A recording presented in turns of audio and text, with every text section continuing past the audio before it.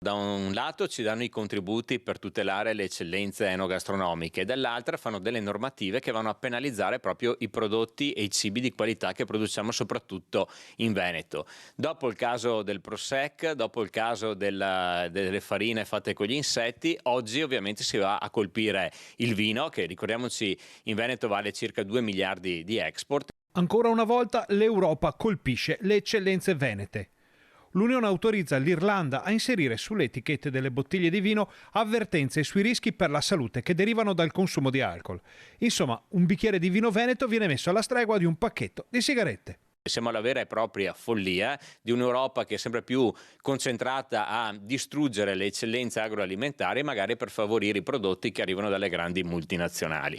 In passato avete fatto anche la lotta contro il Nutri-Score. Sì, abbiamo fatto la lotta contro il Nutri-Score. Purtroppo ogni anno dobbiamo, assieme ai consorzi di tutela, ovviamente fare tutta una serie di azioni per tutelare anche i nostri prodotti che spesso e volentieri subiscono dei falsi a livello internazionale, e purtroppo questa Unione Europea, invece di tutelare i nostri agricoltori, giorno dopo giorno ovviamente con queste norme folli li sta solamente ovviamente bastonando. Il Veneto si sta già muovendo per difendere per l'ennesima volta le sue eccellenze.